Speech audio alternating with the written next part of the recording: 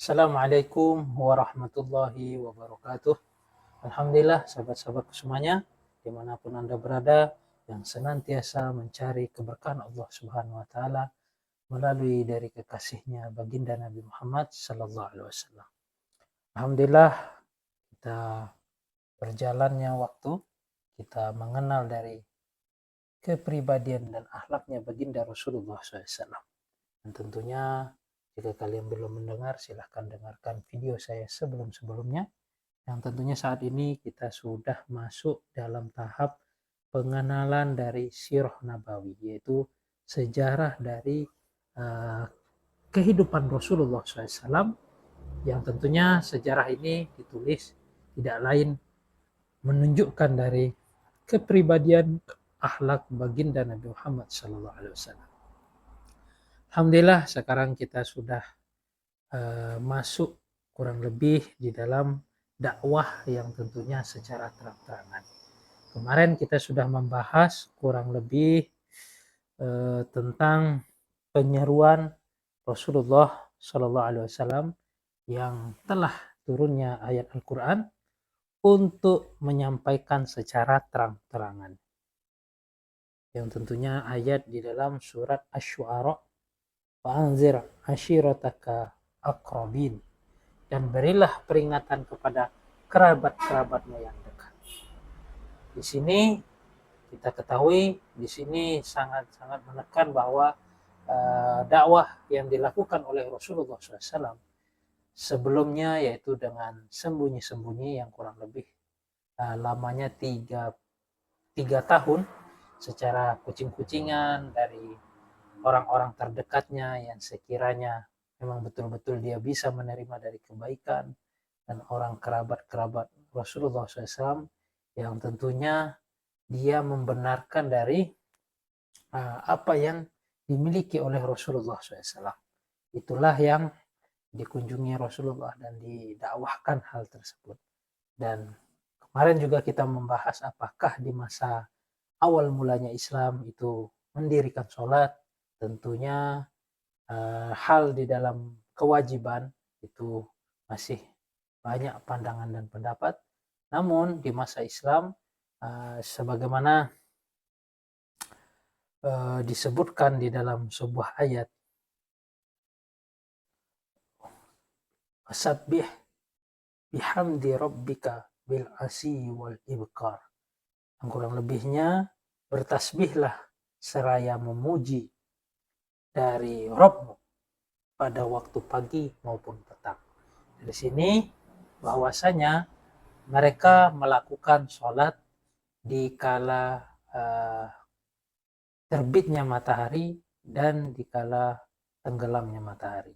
Dia mengerjakan sholat. Namun ketika sudah Mi'raj, yaitu Rasulullah SAW mendapatkan perintah sholat, tentu sholat ini menjadi suatu hal yang wajib. Namun sholat itu pun sudah dikerjakan, namun di kala matahari terbit maupun matahari tenggelam. Dan dakwah Rasulullah SAW mulai diperintahkan untuk secara terang-terangan, dan beliau telah mengajak atau mengumpulkan dari tentunya kerabat-kerabat ya beliau, Abdul Muthalib bin Abi Manaf dikumpulkan. Tentunya di situ ada juga Abu Lahab, yang mana Abu Lahab ini telah menentang dari ajakan Rasulullah SAW. Namun berbeda dengan Abdul Muthalib, Abu Thalib, yang tentunya dia tidak mudahnya dia menerima karena melihat dari kemufakatan dari mereka-mereka di sini, dan dia tidak juga melarang dari baginda Nabi Muhammad SAW, dan bahkan menambah beliau ini akan senantiasa melindungi dari baginda Nabi Muhammad SAW. Dari hal tersebut Nabi Muhammad SAW pun tambah memberikan dorongan untuk semangat menyampaikan dari risalah ini, dan mengajak berkumpul di suatu gunung, di suatu bukit, yaitu Bukit Sofa, dan menyampaikan dari risalah ini. Walaupun datang dari Abu Lahab yang tentunya mengganggu lagi dari kondisi Rasulullah SAW menyampaikan risalahnya. Sehingga tidak asing datanglah suatu ayat yang menjelaskan tentang Abu Lahab tersebut. Wallahu alam. Ini menunjukkan Rasulullah SAW masih menggunakan dari kata-kata fanatisme kekeluargaan, yang tentunya karena kuatnya mereka memiliki fanatisme, diajak secara lembut di antara keluarga-keluarganya dan orang sekitarnya yang memiliki hubungan kekerabatan. Begitulah kurang lebihnya kemarin yang kita bahas sedikit banyaknya tentang dakwah yang terang-terangan. Dan tentunya saat ini kita akan membahas lebih signifikan atau lebih banyak lagi, yaitu dengan cara menyampaikannya kebenaran hanya Rasulullah SAW secara terang-terangan dan menentang dari tindakan-tindakan orang-orang musyrik. Sebelum kita memulai dari kajian kita yang akan kita bahas lebih mendalam ini tentang kepribadian Rasulullah SAW, yang tentunya tidaklah beliau bergerak ataupun berjalan melainkan mengatakan itu tidaklah melainkan wahyu dari Allah Subhanahu Wa Taala. Ini menunjukkan begitulah Rasulullah SAW menjalani dari periode-periode dalam dakwahnya, dan ketika ada perintah Rasulullah SAW langsung menjalankannya, dan Rasulullah tidak ada istirahat ketika telah turun Al-Mudassir yang tentang selimut. Alhamdulillah saat ini kita akan melanjutkan dari tentang pembahasan tadi yang Rasulullah SAW akan bertindak untuk menentang orang-orang musyrik. Sebelum kita melanjutkan dari kajian kita ini, alangkah baiknya kita memohon kepada Zat yang Maha Agung, Zat yang Maha segala-galanya, untuk memberikan dari keberkahan-keberkahan yang diberikan kepada Rasulullah SAW di kehidupan kita ini dengan surat Al-Fatihah. Auzubillahi minasyaitonirrajim. Bismillahirrahmanirrahim.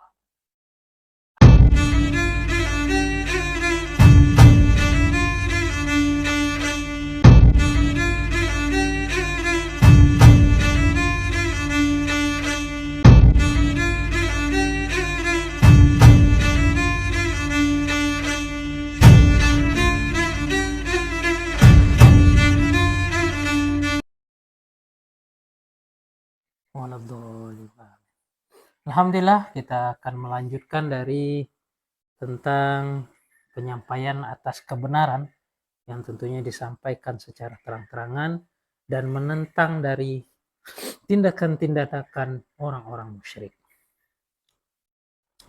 Seruan dari beliau yaitu baginda Nabi Muhammad SAW telah bergema di seluruh Mekah atau sentero Mekah pada saat itu.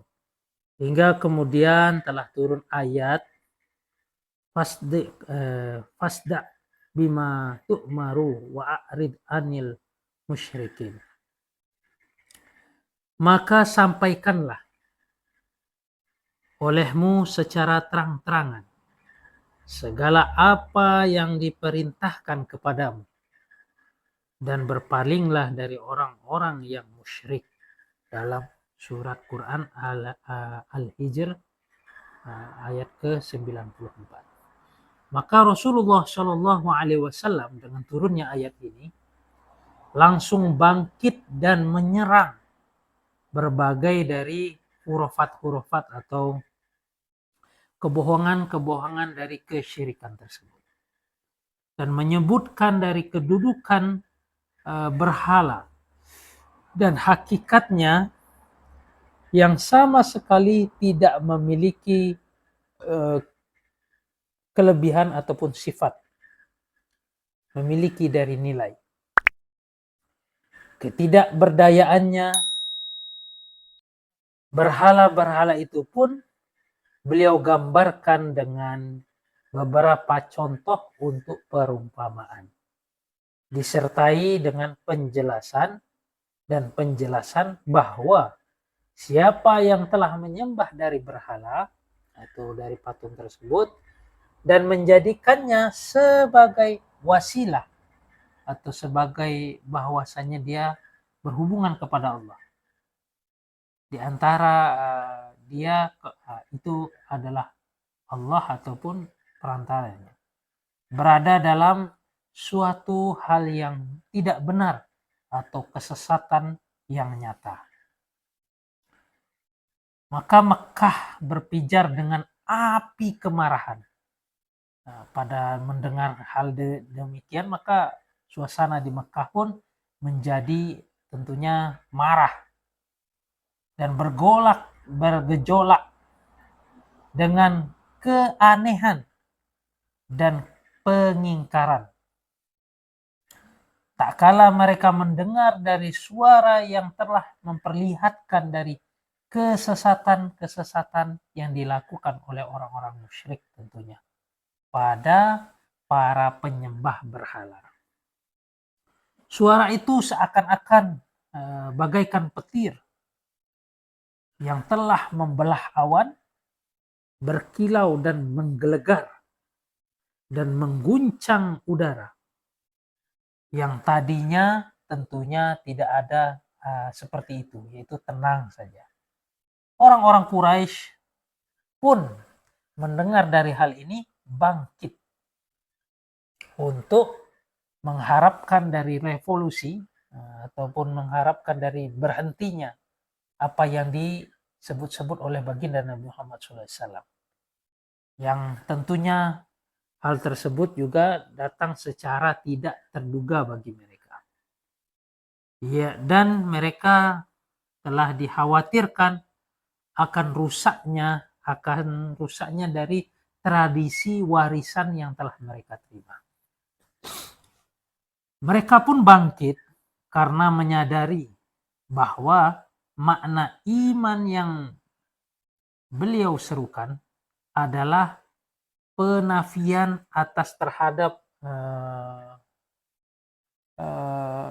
pada sesembahannya hanya kepada Allah, langsung kepada Allah, tidak ada lagi namanya itu sebagai juru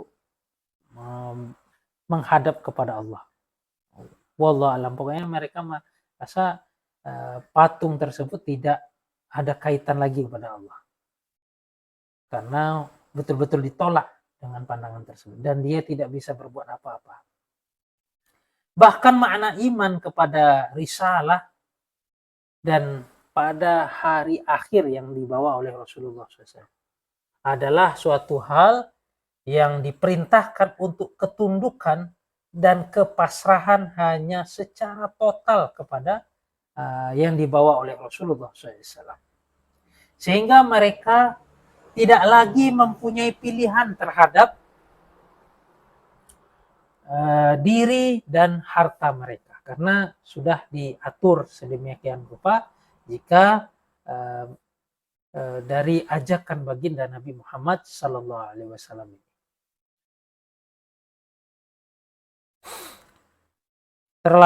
Terlebih lagi hal tersebut terhadap kepada orang lain, ya, karena di masa jahiliyah itu biasa ada kezoliman kepada yang lemah, ya seperti itu kurang lebihnya. Dengan kata lain, iman ini akan melumat, yaitu melumatkan seluruhnya dari kepemimpinan dan keunggulan mereka di atas semua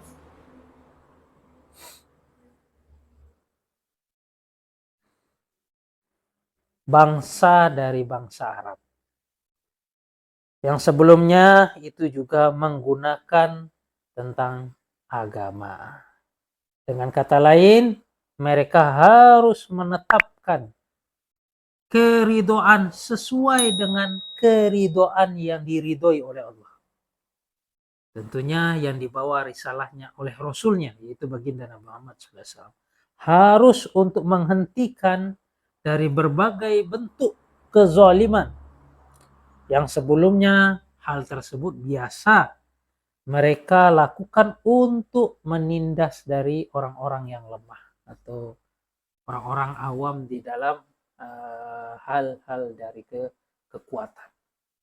Begitu pula berbagai macam dari keburukan yang selalu mereka lakukan di kala pagi maupun sore. Itu jadi agama Islam ini betul-betul merubah. Maka ada di dalam suatu kisah dialog antara Wahsy dan Sayyidina Bilal bin Rabah radhiyallahu anhu. Dan tentunya Bilal pada saat itu telah memeluk dari agama Islam dan menceritakan dari keindahan-keindahan Islam. Bahwasanya Islam ini betul-betul tidak ada lagi menilai seseorang dari kulitnya ataupun dari segi pandangannya terhadap budak.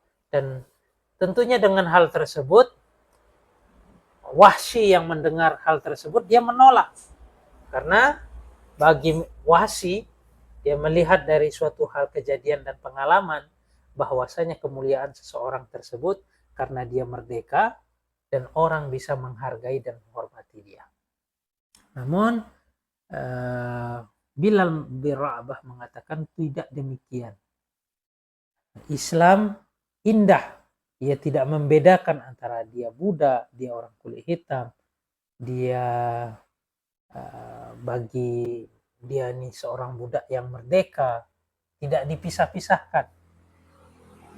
Namun pada saat itu Wahsy tidak berpandangan demikian, karena Bilal bin Rabah telah menceritakan tentang keindahan dari Islam. Dan ketika Bilal bin Rabah menyampaikan demikian, namun apa yang terjadi? Maka Wahsy tambah yakin dengan bahwasanya apa yang dia pandang atau dia punya pendirian pendapat bahwa seseorang itu mulia ketika dia merdeka dan orang akan menghargainya. Karena pada saat itu Bilal bin Rabah telah bersyahadat dan diketahui tentunya oleh tuannya, kalau nggak salah tuannya Umayyah, kalau nggak salah. Nah, dan pada saat itu dia mendengar dari Bilal bin Rabah ini telah memeluk Islam dan disiksa oleh Abu Jahal tentunya dan lainnya. Kisah ini saya ceritakan untuk mengenal dari bagaimana Islam membawa dari perubahan-perubahan yang begitu signifikan dari akhlak-akhlak jahiliyah ataupun dari kepribadian-kepribadian dari orang-orang jahiliyah pada saat itu. Walaupun di dalam suatu sisi mereka ada baiknya yang begitu banyak juga, dan tentunya banyak sekali juga penyimpangan dan keburukan yang telah melenceng dari ajaran Nabi Ibrahim alaihissalam, yang tentunya kita bisa dengarkan dari video-video sebelumnya yang telah dibahas tentang hal tersebut. Dan pada saat itu Bilal bin Rabah disiksa yang bukan main siksaannya. Jadi diletak di terik matahari yang begitu panas, dihimpit dadanya dengan batu. Kemudian tidak sedikit pun bergoyah pada saat itu. Ia lakukan, tetap dia meyakini dari zat yang maha agung, yaitu satu, ahadun ahad. Yang satu itu hanya satu, yaitu Allah subhanahu wa ta'ala.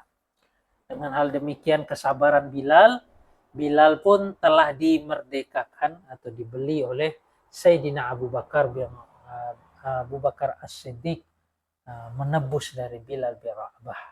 Dan pada saat itulah Bilal merdeka.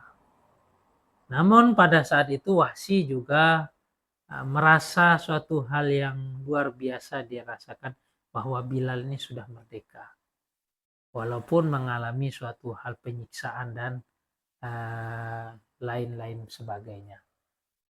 Maka Wahsy ini mengatakan, beruntung kau Bilal telah merdeka, dan orang yang paling mulia itu ya orang yang merdeka.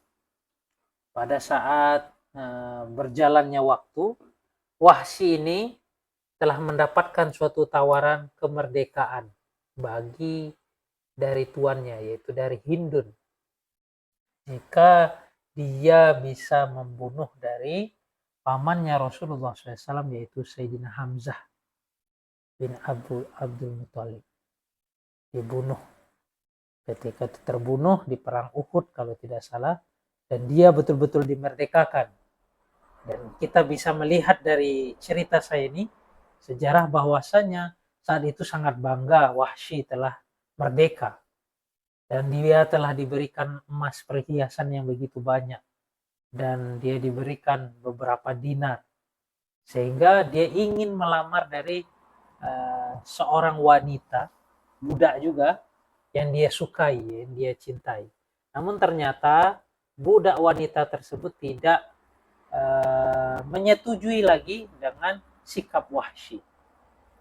Dia menuruti dari hal tersebut. Mungkin saya tidak tahu sejarah bagaimana bentuknya wanita ini, kenapa demikian. Mungkin dia punya empati atau punya rasa sikap yang begitu berkesan di dalam hatinya tentang Hamzah bin Abdul Muthalib, yaitu pamannya Rasulullah SAW.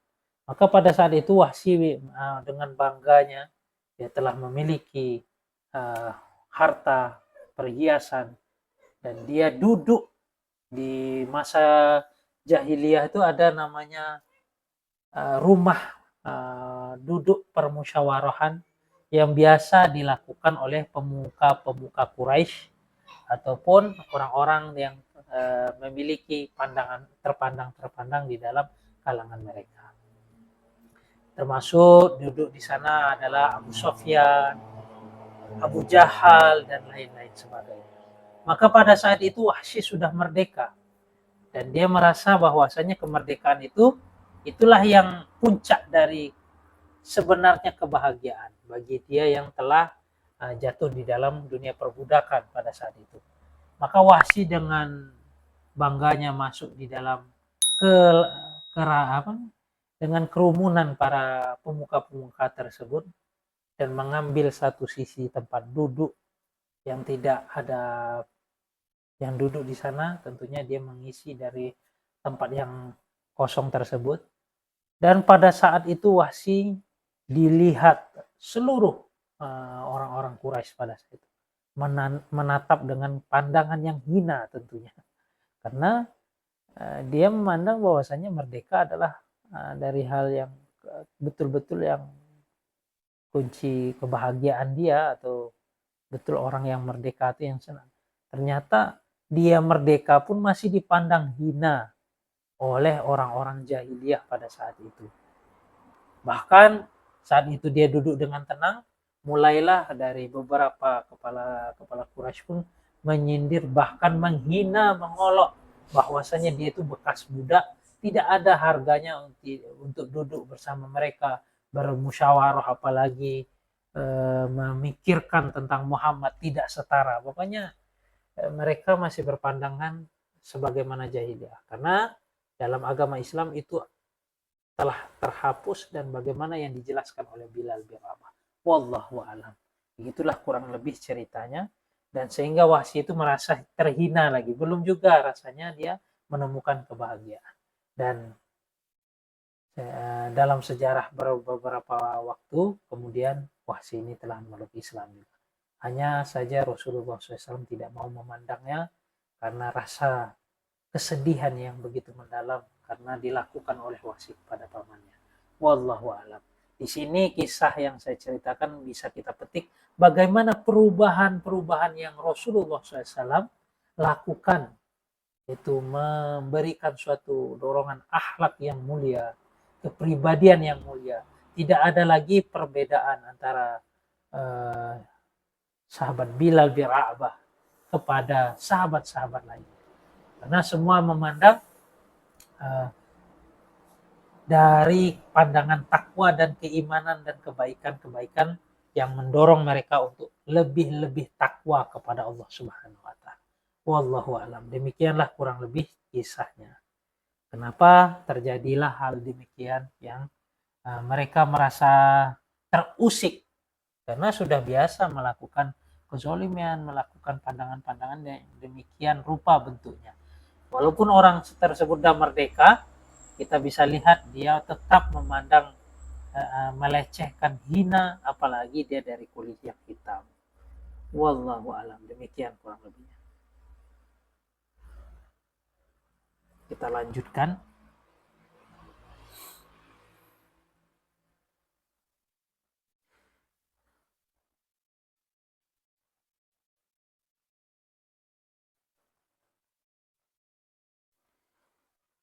Harusnya dia menghentikan dari berbagai bentuk kezoliman dengan datangnya yang dibawa oleh Rasulullah SAW.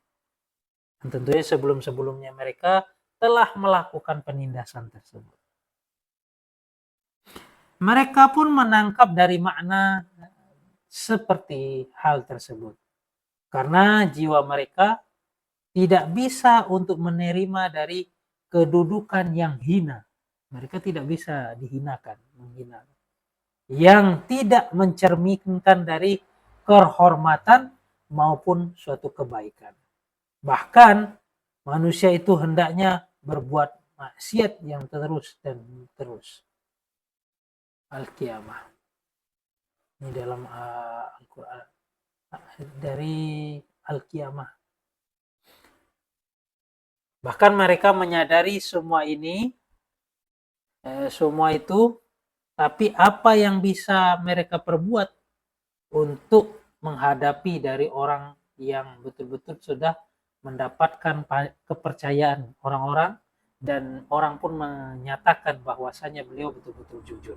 Itu baginda Nabi Muhammad SAW.